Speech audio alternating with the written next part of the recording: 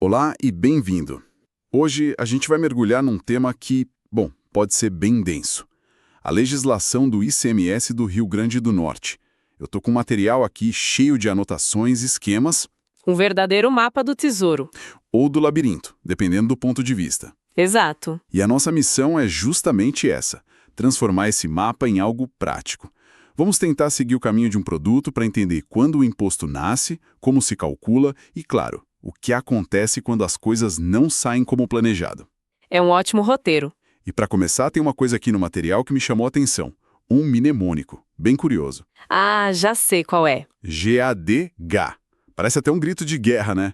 Mas o que exatamente isso significa? E por que começar por aí? Parece, né? Mas é um ponto de partida excelente, porque ele já mostra como a lei precisa ser específica. GADGA é, na verdade, um jeito simples de lembrar dos combustíveis que têm uma tributação diferente, a monofásica. Ok, e o que significa cada parte? Então, GA é para gasolina e etanol anidro, DE é para diesel e biodiesel, e finalmente GA é para o gás liquefeito de petróleo. Entendi. É uma regra bem específica para um setor, mas ela ilustra o primeiro passo de qualquer análise de imposto. Entender sobre o que exatamente a gente está falando. O fato gerador. Certo, fato gerador. O momento em que nasce a obrigação de pagar o imposto. E, pelo que eu vi aqui nas anotações, o mais interessante não é o que a lei considera, mas o que ela ignora.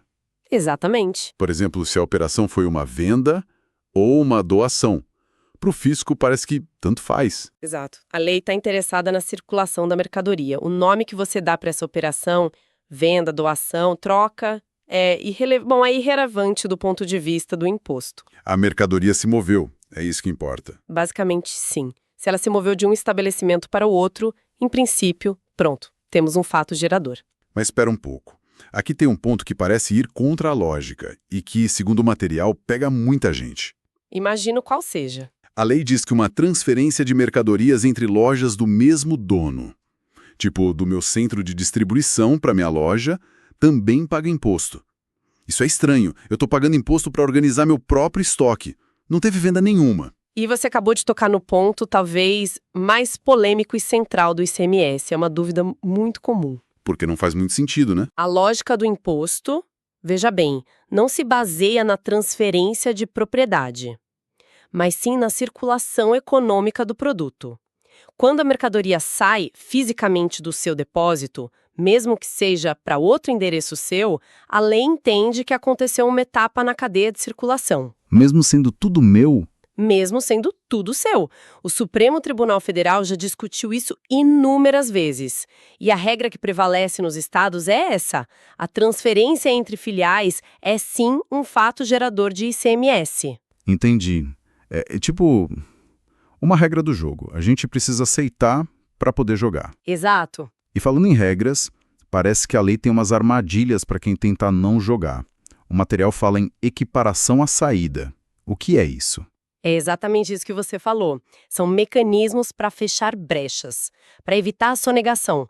A lei cria, ficções jurídicas, situações em que, na prática, não houve uma saída, mas o fisco vai tratar como se tivesse acontecido. Para garantir que ninguém escape do imposto. Isso, para garantir que mercadorias que estão circulando de forma irregular acabem sendo tributadas. E quais são essas situações? O material lista algumas. Sim, são 3 cenários clássicos. O primeiro é, imagina que o fiscal encontra uma mercadoria no seu estoque, mas a nota de entrada nunca foi registrada, nunca foi escriturada. Certo, uma mercadoria por fora. Exato. A lógica do fisco é simples. Se entrou por fora, a gente presume que também sairia por fora. Então, para evitar isso, a lei tributa essa mercadoria no momento em que a encontra. Faz sentido. É uma presunção para combater a irregularidade. E a segunda situação? A segunda é quando a mercadoria está no estoque de um contribuinte que está com a situação cadastral toda irregular. Como assim? Pense numa empresa que teve a inscrição estadual suspensa ou baixada ou declarada inapta. Qualquer estoque que o fiscal encontrar lá é considerado como se tivesse sido vendido naquele momento. A situação irregular da empresa, digamos, contamina o estoque. Entendi. E a última que me parece a mais definitiva de todas. É o estoque final no encerramento das atividades. Quando a empresa fecha as portas. Isso. Todo o estoque que sobrou ali é considerado vendido. É o jeito que a lei encontrou para garantir a tributação daquelas mercadorias que, de uma forma ou de outra, vão sair dali e entrar no mercado. Ok. Então, o fato gerador aconteceu, seja por uma venda real ou por uma dessas situações equiparadas. A próxima pergunta, e talvez a mais importante, é: uma porcentagem. De quê? A pergunta de $1 milhão. Como se define o valor sobre o qual o imposto vai ser calculado? A tal da base de cálculo. E pelo que eu vi aqui na importação, a coisa fica bem complicada. Fica mesmo. Na importação, a base de cálculo é um verdadeiro somatório. Você pega o valor da mercadoria que está lá na declaração de importação e vai somando outras coisas. Que coisas? O valor do imposto de importação, o IPI, o IOF, e um item que o Macrial chama de quaisquer outros impostos, taxas, contribuições e despesas aduaneiras. É aí que mora o perigo, né? O que exatamente são essas despesas aduaneiras? É aí mesmo. E a lei do Rio Grande do Norte é bem específica. Essas despesas são só aquelas que você paga diretamente para a repartição alfandegária. Por exemplo? Uma multa por alguma infração, uma diferença de peso que o fiscal constatou, valores que são pagos ao governo ali no porto. O que o Ishel Hakim chama aqui é o que fica de fora. As anotações destacam que custos como armazenagem, capatagem, o serviço do despachante, tudo isso é excluído. Exatamente. Mas por quê? Se eu, como importador, tive que pagar por tudo isso para ter a minha mercadoria, por que não entra na conta do imposto? Essa é uma excelente pergunta. E a resposta está no momento em que a lei considera que o custo deve ser agregado. A base de cálculo do ICMS na importação, ela quer refletir o custo do produto até o desembaraço aduaneiro. Até o momento em que o fiscal libera a carga. Isso. Os valores pagos à própria alfândega fazem parte desse processo de liberação. Já os pagamentos a empresas privadas, o porto, a empresa de logística, o despachante, a legislação do Estado vê como custos operacionais que acontecem depois. Ah, entendi. São custos para movimentar a mercadoria, não para nacionalizar ela. Exatamente essa a lógica. Por isso, ficam de fora. Certo. Agora, vamos para um caso mais comum. Uma operação dentro do Estado. Usando aquele meu exemplo. Tenho uma fábrica, mando produtos para minha loja. Não tem preço de venda. Como o fiscal define o valor? Ótimo cenário. Aqui, a lei cria uma hierarquia, um passo a passo, para encontrar um valor justo. E antes de tudo, ela diz qual preço usar. O preço FOB à vista. FOB. Tem um mnemônico para isso também, né? Tem, um clássico. CIF com inclusão de frete.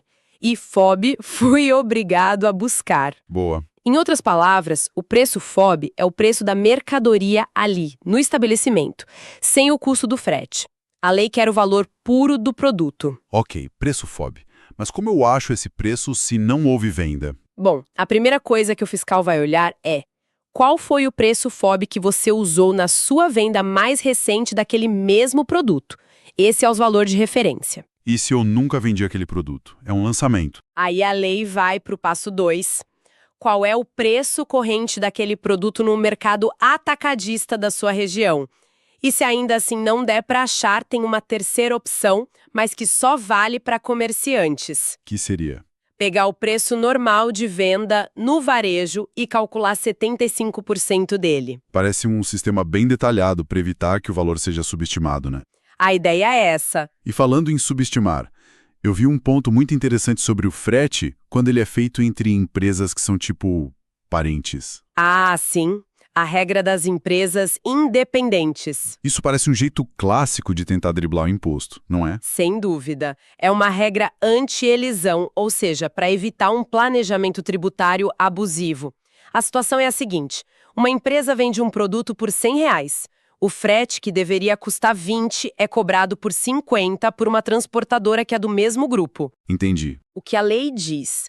Ela estabelece que, se o valor do frete cobrado por uma empresa interdependente for maior que os níveis normais de mercado, esse valor que excedeu é considerado parte do preço da mercadoria. Então, no meu exemplo, os R$30 a mais do frete seriam somados aos 100 do produto e o ICMS incidiria sobre 130. Exatamente. É o Estado dizendo, boa tentativa, mas não vou deixar você esconder o valor do produto dentro da conta de frete da empresa do seu primo. A ideia é exatamente essa.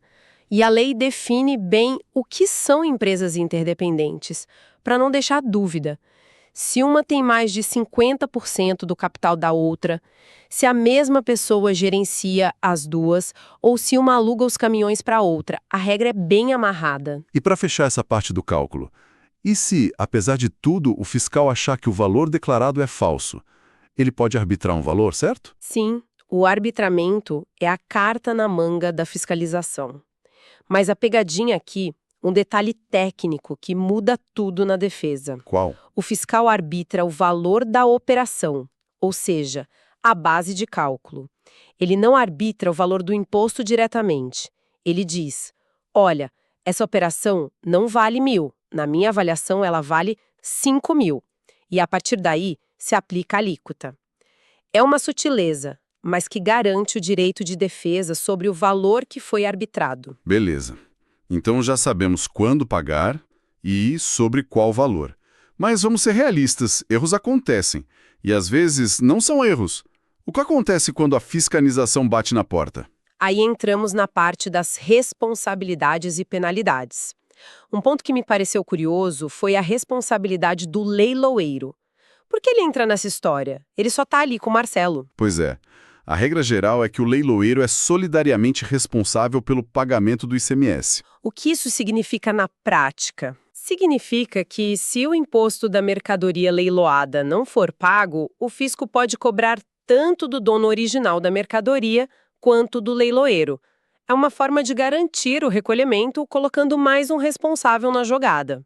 Entendi. Mas tem uma exceção, né? Tem, e é uma exceção crucial. Mercadorias importadas e apreendidas.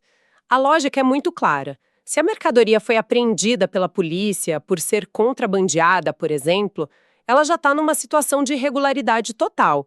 Não seria justo responsabilizar o leiloeiro, entende? Certo. Ele só está cumprindo uma ordem para vender aquele bem. Nesses casos, a responsabilidade é de quem importou ilegalmente ou do órgão que determinou o leilão. Falando em irregularidade, que tipo de problema um contribuinte precisa ter para cair no chamado regime especial de fiscalização? O nome já assusta. E é para assustar mesmo. É uma medida dura que aumenta o controle do fisco sobre a empresa. As anotações mostram 2 gatilhos principais, e é preciso ter atenção aos prazos. Quais são? O primeiro é deixar de recolher o ICMS por 3 meses consecutivos. A palavra-chave é consecutivos. O segundo é deixar de entregar os arquivos eletrônicos, tipo o SPED fiscal, por 3 meses. Só que aqui podem ser consecutivos ou alternados. Ah, essa é uma diferença importante. Para os arquivos, a falha pode ser picada ao longo do tempo. Exato. E o que acontece nesse regime? Bom, uma das principais coisas é a obrigação de pagar o imposto antecipadamente a cada operação. E uma pegadinha que o material alerta é que esse pagamento tem que ser feito na primeira repartição fiscal da fronteira, não na segunda. Outro detalhe importante. E um ponto vital: esse regime tem que ter prazo para acabar. Ele é aplicado por tempo determinado, não pode ser uma punição para sempre. Certo. Mas digamos que eu cometi um erro, mas percebi antes do fiscal. Tem como confessar e resolver a situação com menos dor? Certo, a denúncia espontânea. Sim, é o cartão de saída livre da prisão do direito tributário.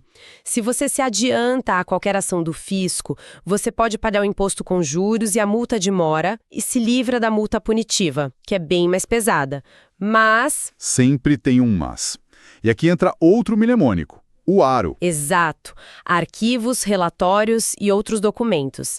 A espontaneidade não se aplica quando há falha na entrega desses itens. E por que não? A razão é tecnológica.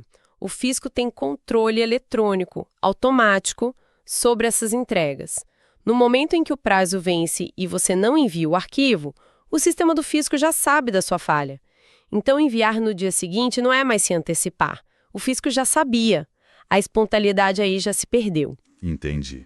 A tecnologia tornou a ignorância do fisco muito mais curta. Muito mais. Então, quando não dá para escapar e o auto de infração chega, qual é o tamanho do prejuízo? O material traz alguns números. A multa de mora pelo simples atraso, é de 0,33% ao dia, com um teto importante, 20%. 20, não 15. 20. Muita gente confunde.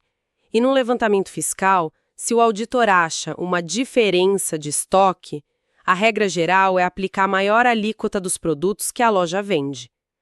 Porém, se for possível provar que o estabelecimento trabalha com produtos de alíquotas diferentes, a lei permite usar a média das alíquotas. É um pouco mais justo. Sim. E se uma infração leva a outra? Por exemplo, eu não emito a nota e por causa disso não pago o imposto. São 2 multas? Não. A lei proíbe a dupla punição pelo mesmo fato. Nesse caso, que é um exemplo clássico, não emitir a nota foi o meio para não pagar o imposto. Então se aplica só a penalidade mais grave entre as duas. Ok, o auto chegou, a multa é pesada, acabou. É só pagar o valor total e pronto? Não. E aqui vem um dos pontos mais estratégicos da legislação. O sistema de redução de multas. É um incentivo claro para que o contribuinte resolva a pendência o mais rápido possível. Como funciona? Funciona como uma escala de descontos. Se você pagar o débito integralmente logo depois de receber o auto de infração, tem um desconto de 70% no valor da multa. 70%? É um desconto enorme. É muito agressivo. Isso não é só bondade do Estado, é estratégia. Mostra que eles preferem receber o dinheiro agora, mesmo que menos, do que enfrentar uma longa e cara batalha judicial. E o desconto diminui com o tempo. Sim. Ele vai caindo conforme o processo avança. Cai para 60% se pagar em até 30 dias, 50% depois da primeira decisão administrativa, até chegar a 30% antes da cobrança ir para a justiça. A mensagem é clara: sua primeira chance é a melhor. Uau! Então, recapitulando essa nossa jornada, fica claro que a lei do ICMS no Rio Grande do Norte é um tabuleiro de xadrez. Boa analogia. A gente começou com mnemônicos como o GADH, passou pela lógica que parece estranha de tributar transferências próprias, desvendou o que entra e o que sai da base de cálculo e, no fim, viu que o sistema de punição é rigoroso, mas também oferece saídas. A síntese perfeita é essa. A legislação tenta, de um lado, fechar todas as portas para a sonegação, com as regras de equiparação à saída, de interdependência. Mas, do outro lado, ela estende a mão com um sistema de descontos muito vantajoso para quem decide acertar as contas. É um equilíbrio delicado. Com certeza. E para a gente terminar, queria deixar uma reflexão, com base num ponto do material que a gente mencionou rápido. As anotações citam que a lei estadual pode autorizar a manutenção do crédito de ICMS, mesmo em saídas que sejam isentas ou não tributadas. Isso para quebrar toda a lógica do imposto, né? Totalmente. A regra geral é que só operação tributada gera direito a crédito. Então fica a reflexão. Em que circunstâncias um Estado teria interesse em conceder um benefício fiscal como esse, basicamente abrindo mão de receita para manter o crédito de uma operação isenta? E qual seria o verdadeiro impacto econômico por trás de uma decisão legislativa dessa natureza?